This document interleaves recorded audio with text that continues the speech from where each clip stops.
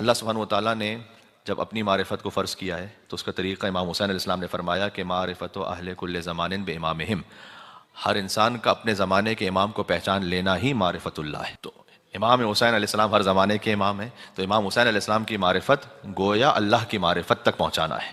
باب اللہ امام حسین علیہ السلام۔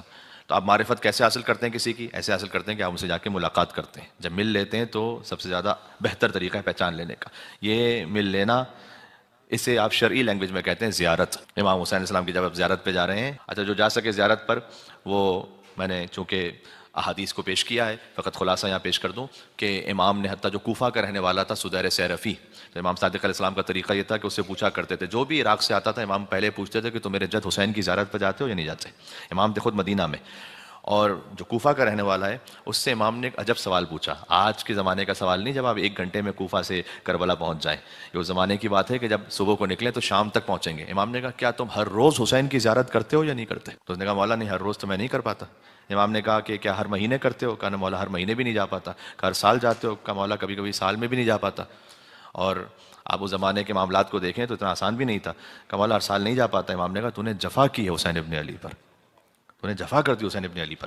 اور اس کے بعد امام نے فرمایا کہ تم جاؤ حسین ابن علی کی زیارت پر، روز زیارت کرو اور جمعے میں 5 مرتبہ کرو۔ کہا مولا کیسے کریں، میں تو نہیں جا پاؤں گا بار بار۔ امام نے فرمایا کہ اپنے گھر کی چھت پہ جاؤ، زیر آسمان، اگر آپ زیر آسمان طاہر کہ یہاں پر اگر چھت پہ آپ نہ جا سکیں تو زیر آسمان چلے جائیں، زیر آسمان جاؤ، داہنے دیکھو بہانے دیکھو، رائٹ اینڈ لیفٹ، اس کے بعد آسمان کی جانب دیکھو، پھر کربلا کا رخ کرو اور پھر کہو السلام علیک یا ابا عبداللہ، السلام علیک یا ابن رسول اللہ، السلام علیکم ورحمۃ اللہ وبرکاتہ۔ یہ 3 فقرے، یہ سب کو یاد ہے تو گویا تمہیں ایسا ثواب ملے گا جیسے تم قبر امام حسین کے سامنے کھڑے ہو کر زیارت کو پڑھ رہے ہو۔ تو اس کو اپنی زندگی میں آپ روٹین میں رکھیں، مل کے صلوات بھیجیں محمد و آل محمد علیہ السلام پر، اللہم صلی علی محمد و آل محمد۔ اس کے بعد امام علیہ السلام سے مختلف متعدد احادیث میں پوچھا گیا کہ کب زیارت کریں امام حسین کی۔ تو دیکھیں جب ہم ظاہر ہے کہ جہاں پر آپ مقیم ہیں اور جہاں تک یہ آواز جا رہی ہے تقریباً دنیا میں ایسے مومنین ہوں گے کہ جو روز نہیں جا سکتے ہوں گے، ہر مہینے نہیں جا سکتے ہوں گے، شاید ہر سال نہ جا سکتے ہوں۔ ایک طریقہ تو پہلے یہ بتایا امام نے کہ روزانہ کم سے کم زیر آسمان دائیں بائیں اوپر آسمان کی جانب، پھر کربلا کرو السلام علیکم یا ابا عبداللہ، یہ مختصر زیارت پڑھو، یہ اپنی زندگی میں رکھیں اسے۔ دوسرا یہ کہ امام سے جب پوچھا گیا کہ مولا اچھا کن کن وقتوں میں جائیں وہاں پر امام حسین کی زیارت کے لیے، فرمایا کہ فی کل وقت وحین، ہر وقت ہر زمانے میں۔ یعنی دیکھیں نماز ہے ایک خاص وقت کے لیے، واجب روزہ ہے خاص وقت کے لیے، حج ہے خاص وقت میں، لیکن فرمایا فی کل وقت وحین، ہر وقت ہر زمانے میں پہنچو امام حسین کی زیارت پر، یعنی جتنا ہو سکے جاؤ، جتنا ہو سکے جاؤ، جتنا ہو سکے جاؤ۔ اس کے بعد مولا کو اور خاص اوقات ہیں تو پھر ایک احادیث کا سلسلہ ہمارے پاس۔ امام نے ایک جملہ ارشاد فرمایا کہ ہر باشرف وقت کو زینت عطا کرو حسین کی زیارت سے، یعنی ہر مجلس کو زینت دو علی کے ذکر سے، ہر باشرف وقت کو زینت دو حسین کی زیارت سے۔ اللہم صلی علی محمد و آل محمد۔ ایک حدیث کی جانب توجہ دلانا چاہتا ہوں، اس سے ملتی جلتی حدیث مجھے یقین آپ نے سنی ہے لیکن شاید یہ حدیث اس طرح سے نہ پہنچو۔ ان للحسین فی بواطن المؤمنین معرفتا مکتومہ، یقیناً حسین کے لیے اللہ نے مومنوں کے اندر ایک چھپی ہوئی معرفت رکھی ہوئی ہے، ہر مومن کے دل میں۔ دیکھیں ایک مرتبہ ہوتا ہے کریشن، ایک مرتبہ ہوتا ہے ایکسپلوریشن۔ اللہ نے وہ معرفت کریٹ کی ہوئی ہے، آپ نے خالی ایکسپلور کرنا ہے۔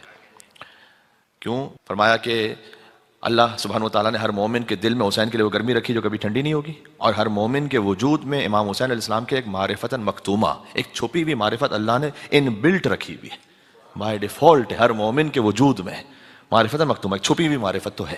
تو یہ ایک عظمت جو اب عبداللہ علیہ السلام کے لیے آپ اپنے وجود میں محسوس کرتے ہیں، یہ ایمان کی علامت ہے، ہر ایک کے دل میں نہیں ہے۔ امام حسین علیہ السلام سے انسپائر بہت سے لوگ ہوتے ہیں، امام حسین علیہ السلام سے محبت ہو سکتا ہے بہت سے لوگ یوں کرتے ہوں، امام حسین علیہ السلام کے غم میں بعض لوگ اور بھی رو لیتے ہیں، لیکن جو امام حسین علیہ السلام کے لیے ایک چھپی ہوئی معرفت، ایک خزانہ ہے، وہ آپ کے وجود میں اللہ سبحانہ و تعالیٰ نے رکھا ہے، سب کے وجود میں نہیں رکھا ہوا۔ یہ ایمان کی علامت ہے۔